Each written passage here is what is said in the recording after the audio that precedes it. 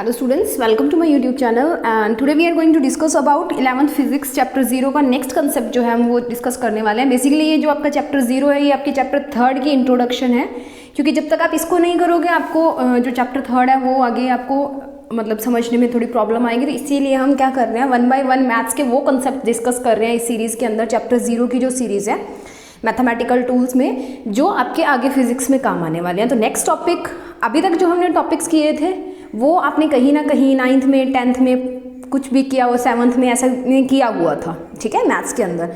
But अब जो concepts आएंगे ये नो डाउट आप मैथ्स में करोगे, बट इसी क्लास में करोगे, +1 और +2 के अंदर ही करोगे, ठीक है।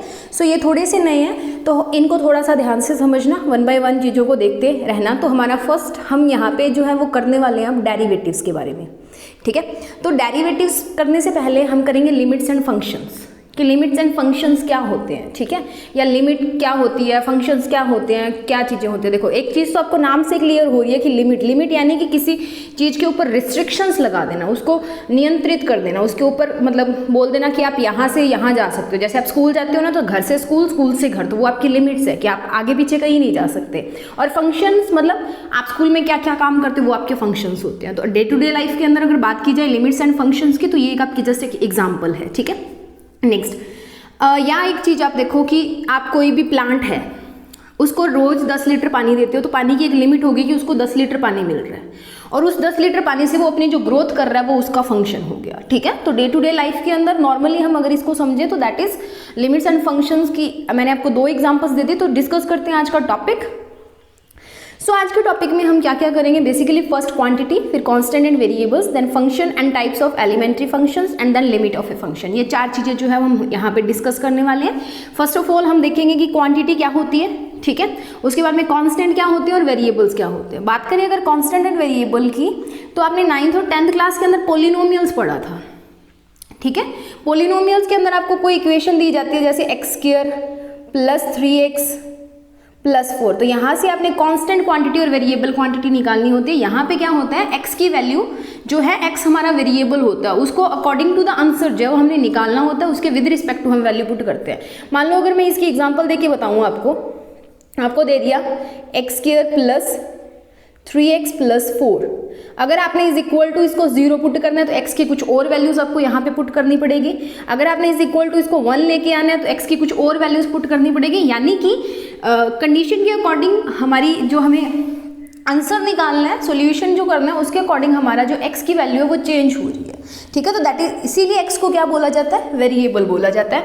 और बाकी जो हमारा 4 है वो कांस्टेंट है, चाहे आप x को जो मर्जी पुट करो 4 तो 4 रहेगा। तो कांस्टेंट्स वो होते हैं जिनकी वैल्यूज चेंज नहीं होती, किसी भी जगह से जाओ, जैसे 1 to 100 तक के नंबर हो गए, जैसे आपका पाई हो गया, ठीक है, ग्रेविटी की वैल्यू g की, स्मॉल g की वैल्यू होगी 9.8, जो ये चीज़ें होती हैं ये हमारे पास कांस्टेंट्स में आती हैं, ठीक है। एक जगह से दूसरी जगह पे आप जब जा रहे हो या एक सिस्टम से दूसरे सिस्टम पे जब आप जा रहे हो तो जो वैल्यूज आपकी चेंज हो जाती है that are called variables. Vary जो करती है, वेरी मतलब जो चेंज करती है, कांस्टेंट मतलब जो एक जैसी रहती है, समांतर रहती है, ओके। तो टोटल 4 टॉपिक्स डिस्कस करने वाले हैं, quantity, constant and variable, function and types of elementary functions, and last is limit of a function. 1 kilo चीनी है, 1 kg शुगर, ये क्वांटिटी है, ठीक है। या 1 दर्जन केले जो होते हैं, ठीक है, 1 डजन बनानास, उनको आप मेजर कर सकते हो, उनको आप काउंट कर सकते हो, क्वांटिटी, ठीक है।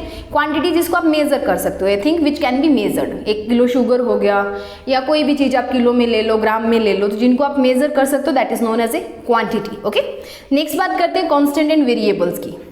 देखो मैथमेटिक्स में कांस्टेंट क्या होता है, नॉन वेरिंग वैल्यू, वेरी जो नहीं करती, नॉन वेरिंग जो वैल्यूज होती हैं या जो कंप्लीटली फिक्स्ड होती हैं, या जो हमें आंसर निकालना होता है उसके विद रिस्पेक्ट टू जो है वो फिक्स होती है, तो उनको बोला जाता है कांस्टेंट, ठीक है।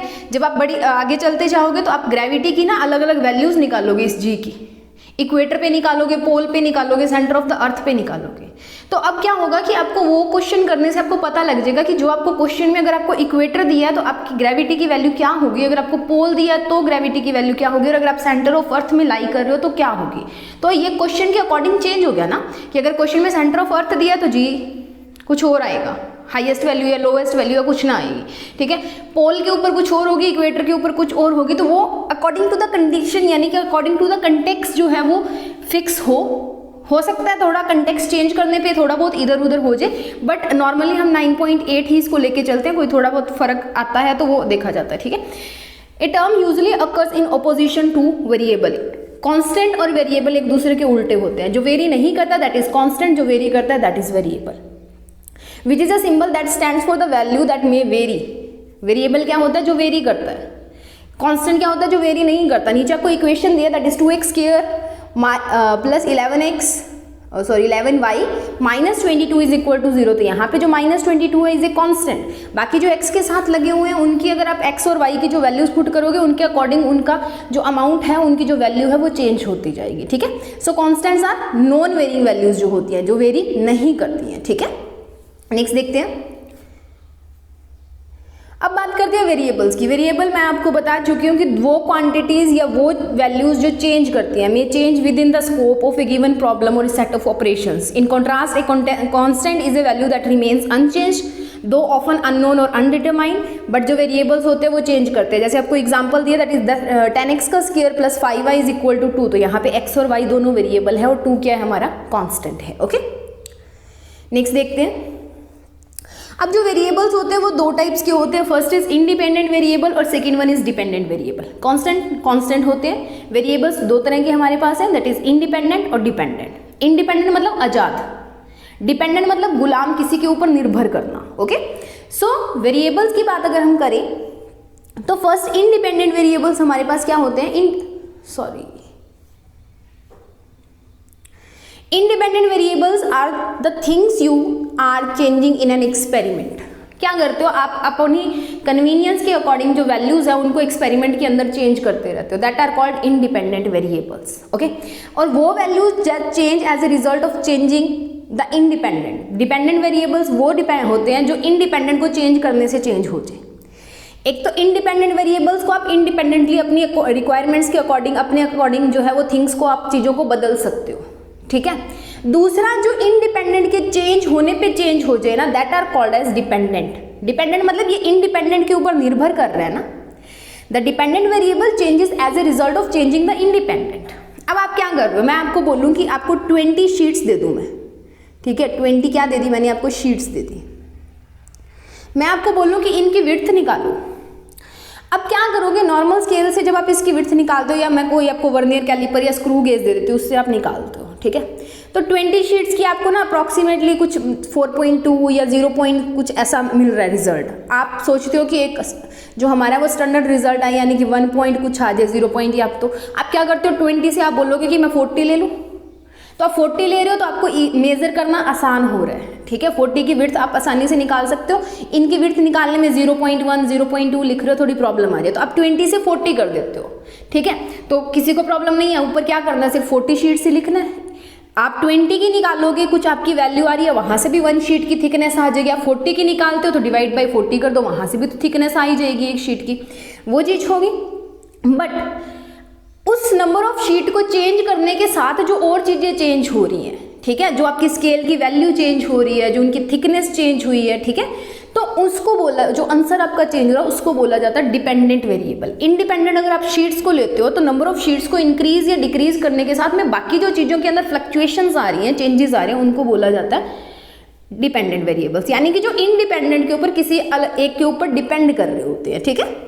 नेक्स्ट बात करते हैं इंडिपेंडेंट और डिपेंडेंट वेरिएबल्स की एग्जांपल्स की। तो अगर मैं बात करूं, मैंने आपको बोला था कि हमने 10 लीटर पानी देना है किसी प्लांट को और उसकी हाइट जो है वो बढ़ेगी, ठीक है। हमने इतना नहीं लिया था कि कितनी बढ़ेगी, बट अगर मैं 10 लीटर की जगह पे 20 लीटर कर दूं तो the dependent variable is water. अब पानी, जो प्लांट की हाइट है वो किसके ऊपर डिपेंड कर रही है, 10 लीटर पानी के ऊपर ही तो डिपेंड कर रही है। तो हाइट ऑफ वाटर क्या है, हमारा डिपेंडेंट वेरिएबल है, ठीक है। इंडिपेंडेंट वेरिएबल कौन है, पानी है। आप पानी को बढ़ा चढ़ा सकते हो, ये नहीं है कि पानी कम दोगे तो जो लेंथ है वो बढ़ जाएगी, ठीक है। So independent variable is a water because we are changing it. आप 10 की जगह पे 20 लीटर भी दे सकते हो, 20 की जगह पे 30 भी दे सकते हो। The dependent variable is the height of the plant because it is affected by water. जितना उसको पानी दोगे उसी के हिसाब से जो पौधा है, जो पेड़ है, वो आपका बढ़ेगा, प्लांट है वो। तो डिपेंडेंट कौन है? Height of the plant. किसके ऊपर? वाटर के ऊपर। तो इनडिपेंडेंट कौन हो गया? पानी, जो आप उसको दे रहे हो। जरूरी थोड़ी है रोज का जब हम मेजर करके थोड़ी देंगे। मान लो अगर नहीं मेजर करके देते, कभी 10 लीटर दे दिया, कभी 20 दे दिया, कभी 5 दे दिया, तो वो जो आप पानी दे रहे हो ना, तो वो उसके हिसाब से चीजें चेंज हो रही है। ठीक है, जैसे मैंने आपको बताया कि मैंने आपको 20 शीट्स दी, तो 20 शीट्स दी थी और आप बोल रहे हो कि मैंने 40 लेनी है, तो एक 20 शीट्स की थिकनेस अलग होगी, 40 शीट्स की जो थिकनेस है वो अलग होगी। तो डिपेंडेंट कौन हुआ? Thickness of the sheets. किसके ऊपर? नंबर ऑफ शीट्स के ऊपर। ठीक है, नेक्स्ट देखते हैं। अब बात करते हैं एक्सपोनेंट्स की। ये हम आगे भी पढ़ेंगे एक्सपोनेंशियल फंक्शंस के अंदर भी, बट यहाँ पे मैं एक आपको बता दूं, जब इतनी बात होगी कांस्टेंट वेरिएबल्स की, तो एक्सपोनेंट्स भी हमारे पास आते हैं। जब आप something raise to the power लिखते हो, 7th 8th क्लास की मैथ्स के अंदर आपने ये किया था कि जब किसी के बेस के साथ उसकी पावर लिखी जाती है, जैसे 2 रेज टू द पावर 4, ये एक एक्सपोनेंशियल फंक्शन बन जाता है, 3 की पावर 2। ठीक है, so exponents are sometime refer to as powers and means the number of times the base, यानी कि कितने नंबर ऑफ टाइम हमने जो बेस है, यानी कि यहाँ पे आपको 2 दिख रहा है बेस, यहाँ पे 3 है, यहाँ पे 7 है, तो उसको कितनी बार हमने मल्टीप्लाई करना है। In the study of algebra exponents use frequently. हम नॉर्मली लिख देते हैं 49 लिखा है, 7 की पावर 2 भी लिख देते हैं वहाँ पे। ठीक है, 9 लिखा है, 3 की पावर 2 लिख देते हैं, 16 लिखा है, 2 की पावर 4 लिख दो। तो ये चीज़ें हम करते हैं नॉर्मली। उसके बाद का कंसेप्ट देखते हैं फंक्शंस। ठीक है, सो फंक्शंस बेसिकली क्या, देखो आज इसके अंदर हम फंक्शंस पढ़ेंगे। नेक्स्ट आपकी लिमिट्स आएगी जब मैं आपको डेरिवेटिव्स कराऊंगी। ठीक है, सो फंक्शंस क्या होते हैं? देखो आप खाना खा रहे हो, आपकी बॉडी उसके विद रिस्पेक्ट टू आपको कुछ ना कुछ फंक्शन करके देती है। आपने 10th की साइंस में पढ़ा था, जब आपके न्यूट्रिशन या ऐसे थे, तो आप खाना खाते हो, उसके हिसाब से आपको एनर्जी मिलती है, फिर आपकी बॉडी काम करती है। ठीक है, तो वो फंक्शन हो गया ना किसका? खाने का। तो फंक्शंस क्या होते हैं? मतलब how a varying quantity depends on other quantity. आप कितना खाना खा रहे हो, उससे कितनी आपको एनर्जी मिलती है। जितना आप अच्छा खाना खाओगे उतनी ज़्यादा आपको एनर्जी मिलेगी, उतना ज़्यादा आप काम करोगे। तो आपका जो काम है वो किसका फंक्शन हो गया? अच्छे खाने का। ठीक है, तो एक वेरिंग क्वांटिटी दूसरी क्वांटिटी के विद रिस्पेक्ट टू, यानी कि खाना कैसे खा रहे हो, चेंज करते रहते हो ना, सुबह को कुछ खाते हो, शाम को कुछ खाते हो, दोपहर को कुछ होता है, लंच डिनर ब्रेकफास्ट के अंदर। तो आपके खाने के साथ में आपकी बॉडी कैसे रिस्पोंड कर रही है, कैसे काम कर रही है, आप स्ट्रॉन्ग हो, वीक हो, नॉर्मल हो, क्या हो, तो दैट आर कॉल्ड फंक्शंस। तो एक वेरिंग क्वांटिटी दूसरे के ऊपर जैसे डिपेंड करती है, कैसे वो वेरी करेगी, उसको इंक्रीज करने पे, उसको डिक्रीज करने पे, that is known as function हो गया वो उसका। ठीक है, उसके बाद में है for example position of A planet is a function of time. अब अर्थ है, अर्थ क्या करेगी जब रिवॉल्व करती है? ठीक है, ऐसे सन के यहाँ पे अर्थ है, ये रिवॉल्व करेगी, तो अब टाइम पे डिपेंड करेंगे ना। टोटल 365 1/4 टाइम इतना शायद वो लेती है। ठीक है, तो किसी पर्टिकुलर टाइम टी के ऊपर वो यहाँ पे होगी, फिर वो यहाँ पे होगी, फिर वो यहाँ पे होगी। तो अब वो टाइम के ऊपर डिपेंडेंट होगी ना। अब अर्थ की पोजीशन बदल रही है, किसके विद रिस्पेक्ट टू? टाइम के विद रिस्पेक्ट टू। तो अर्थ की पोजीशन एक फंक्शन है किसका? टाइम का। ठीक है, सो नेक्स्ट देखते हैं आगे, आपको एग्जाम्पल से काफ़ी क्लियर होगा, करवाऊंगी मैं आपको। Function in mathematics is an expression, कोई एक एक्सप्रेशन है, एक रूल है या कोई एक लॉ है जो डिफाइन करता है रिलेशन बिटवीन वन वेरिएबल, एक इंडिपेंडेंट वेरिएबल और वेरिएबल के बीच में जो रिलेशन को बताता है ना, that are known as functions. जैसे आपने पोलिनोमियल्स पढ़े क्लास 10th के अंदर, आप लिखते थे p of x is equals to 3x plus 2। अब ये क्या डोनेट करता है कि आपका जो पोलिनोमियल है वो x का फंक्शन है। p ऑफ x होने का मतलब आपका पोलिनोमियल किसका फंक्शन है? x का। वैसे ही आप लिखते थे क्या? f ऑफ x लिखते थे, that is equals to x square plus 3x plus 2। तो यहाँ पे भी आपको डिफाइन मिल रहा है कि आपका जो f ऑफ x है, यानी कि जो आपने पोलिनोमियल लिया वो फिर किसका फंक्शन है? x का फंक्शन है। Similarly you can write it as p of y, आप इसको p ऑफ y भी लिख सकते हो। p ऑफ y के अंदर आप लिख दो y प्लस 2, तो यहाँ पे आपका पोलिनोमियल किसका फंक्शन है? y का, यानी कि आप y की कुछ वैल्यू पुट करोगे तभी आपको आंसर मिलेगा, यहाँ पे x नहीं आ सकता।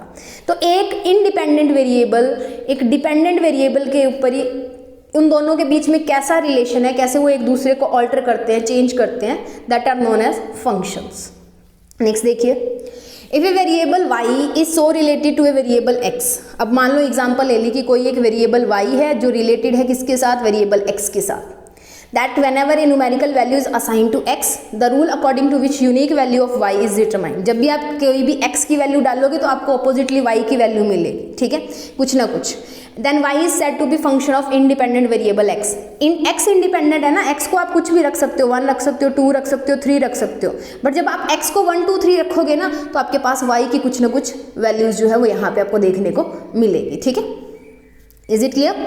कोई हमने दो चीज़ें ले ली, दैट इज y ले लिया और एक हमने x ले लिया, y और x ले लिया, x की कुछ ना कुछ वैल्यू पुट करोगे तो आपको रिजल्ट में y की कुछ ना कुछ वैल्यू मिलेगी। x आप अपने हिसाब से पुट कर सकते हो, पर जो आप x पुट करोगे वैसा ही आपको y मिलेगा, ठीक है। तो y डिपेंडेंट हो गया, x इंडिपेंडेंट हो गया। नेक्स्ट है, this relationship is commonly as y is equals to f of x in addition to f of x other abbreviated symbol is as g of x। जैसे आप polynomials में करते थे f ऑफ x और g of x, वही चीज़ें उनको हम डिफाइन करते हैं। And p of x are often use to represent the function of independent variable x and specially when the nature of the function is unknown और unspecified. हम क्या कर सकते हैं, या तो इसको रिप्रेजेंट कर देते हैं f ऑफ x से y को, या किससे रिप्रेजेंट कर सकते हैं g ऑफ x से, और पोलिनोमियल को नॉर्मली हम इससे भी तो रिप्रेजेंट कर सकते थे, ठीक है। तो ये होता है कि हम लिख देते हैं कि y is equal to f of x का मतलब क्या है कि y जो है वो आपका फंक्शन है किसका, x का, y f से फंक्शन किसका, x का, ओके। नेक्स्ट देखते हैं types of elementary functions. Total 4 type के एलिमेंट्री फंक्शंस जो है वो हम आज डिस्कस करने वाले हैं। मैं लिमिट्स आपको आज ही करवा देती बट बहुत लॉन्ग हो जाएगा, आप यहाँ तक करोगे एलिमेंट्री फंक्शंस की टाइप तक, लिमिट्स और डेरिवेटिव्स हम करेंगे नेक्स्ट वीडियो के अंदर, ओके। नेक्स्ट बात करते हैं, एक एलिमेंट्री फंक्शन क्या होता है। आपने एलिमेंट्री का नाम सुना होगा, एलिमेंट्री क्लासेस होती हैं, एलिमेंट्री स्कूल्स होते हैं, जहाँ पे फंक्शंस जो है वो बिल्ट होते हैं, यानी कि छोटी छोटी क्लासेस शुरू होती है, जहाँ पे pre nursery, nursery, UKG, LKG, first to इतना 5th तक या ऐसे कोई चला जाता है, ठीक है, छोटी छोटी क्लासेस, यानी कि वो फंक्शंस जो छोटी छोटी क्वांटिटीज से, छोटे छोटे फाइनाइट नंबर से बिल्ट होते हैं, किसके, एक्सपोनेंशियल के, लॉगरिथमिक के, रियल कांस्टेंट्स के, किसी एक वेरिएबल के, कोई ट्रिग्नोमेट्रिक फंक्शन आ सकता है, कोई इनवर्स ट्रिग्नोमेट्रिक फंक्शंस आ सकते हैं, कुछ भी आ सकता है, ठीक है। जैसे हमने किया लॉग मैंने आपको करवाया, एक्सपोनेंट्स करवाए, ट्रिग्नोमेट्री मैंने आपको करवाई, तो उनमें से कुछ भी हमारे पास आ सकता है। पावर वाले फंक्शंस मैंने आपको करवाए, ठीक है। तो वो छोटे छोटे जो फाइनाइट नंबर्स हैं, एक्सपोनेंशियल के हैं, लॉगरिथम्स के हैं, रियल कांस्टेंट्स हो सकते हैं, ठीक है, कोई वेरिएबल हो सकता है, उनसे मिलके जो फंक्शंस बनते हैं that are known as elementary functions, okay. Next देखिए, हम 4 तरह के फंक्शंस यहाँ पे करेंगे, power function, trigonometric function, exponential function and logarithmic function. सब आपको पता है, पावर फंक्शन मतलब किसी एक पर्टिकुलर कांस्टेंट की पावर ले लेना, जैसे x की स्क्वायर ले लेना, 7 का स्क्वायर ले लेना, 2 के स्क्वायर ले लेना, ठीक है, या 2 की पावर 6 ले लेना, 2 की पावर 10 ले लेना, किसी भी कांस्टेंट की पावर ले लेना या किसी भी वेरिएबल की पावर ले लेना, वो आते हैं हमारे पावर फंक्शंस में। ट्रिग्नोमेट्रिक फंक्शंस जिनके अंदर साइन थीटा, कॉस थीटा और टैन थीटा होते हैं, और बाकी जो 3 होते हैं, टोटल 6 होते हैं हमारे पास। बाकी जो आपका सीकेंट, कोसेकेंट और कोटेंजेंट है वो इन तीनों से मिलके ही बनते हैं। एक्सपोनेंशियल फंक्शंस, अभी एक्सपोनेंट मैंने आपको करवाए थे कि किसी नंबर की रेज टू द पावर, ठीक है, आगे भी आएंगे आपके। उसके बाद में लॉगरिथमिक फंक्शंस, यानी कि जो log, natural log, anti log, इन ये वाले जो फंक्शंस आते हैं that are called logarithmic functions, ठीक है। पावर फंक्शन क्या होता है, एक एक्सपोनेंशियल फंक्शन जिसका बेस फिक्स होता है और एक्सपोनेंट है वो वेरिएबल होती है, यानी कि क्या कर सकते हो आप, 2 का पावर कहीं पे 4 भी ले सकते हो, 2 की पावर 4 भी ले सकते हो, कहीं पे 2 की पावर 7 भी ले सकते हो, 2 की पावर 9 भी ले सकते हो। अपने बेस को फिक्स रखना है और आपकी पावर जो है वो चेंज होती जाती है। जैसे आपको दिया f of x is equal to bx, b आपका बेस है, 2 की पावर x आप कुछ भी पुट कर सकते हो, ठीक है। सो b is a positive real number other than 1 से नहीं, क्योंकि 1 की तो जितनी भी पावर करोगे 1 ही आएगी, और x आपका कोई भी एक रियल नंबर है 1 से लेके जितने भी आपके एग्जिस्ट करते हैं, ठीक है। नेक्स्ट देखते हैं, ट्रिग्नोमेट्रिक फंक्शंस वो फंक्शंस जिन एंगल के जो फंक्शंस होते हैं, राइट एंगल ट्रायंगल हमने की थी ना, तो जो एंगल के जो फंक्शंस होते हैं that are called trigonometric functions. They are used to relate the angles of a triangle to the length और साइड्स ऑफ द, हमने किया था ना पंडित बद्री प्रसाद वाला, तो वो फंक्शंस जो क्या करते हैं, रिलेट करते हैं एंगल और साइड्स ऑफ ए ट्रायंगल को, ठीक है। तो पंडित बद्री प्रसाद मैंने आपको करवाया था, यही चीज है इसके अंदर। मेन कौन कौन से फंक्शन हम लेते हैं, साइन, कोसाइन एंड टेंजेंट लेके चलते हैं। नेक्स्ट आपको ये दिख रहा है कि कैसे हम जो एंगल्स हैं और साइड्स हैं उनकी रेशियो लेके चलते हैं। Sine theta is opposite upon H hypotenuse होता है, उसके बाद में cos theta adjacent upon hypotenuse होता है, tan theta opposite upon adjacent होता है, ठीक है। तो ये मैंने आपको एक ट्रिक की वजह से भी करवाए थे, सो का समथिंग ऐसा कुछ था, ठीक है। आई थिंक ये था सो का तो, ठीक है, ये एक ट्रिक थी। Sine is opposite upon hypotenuse, cos theta is adjacent upon hypotenuse and tan theta is opposite upon तो आएगा यहाँ पे, ठीक है, और ऑपोजिट अपॉन एडजेसेंट आ गया, ठीक है। तो ये था हमारे पास ट्रिग्नोमेट्री का।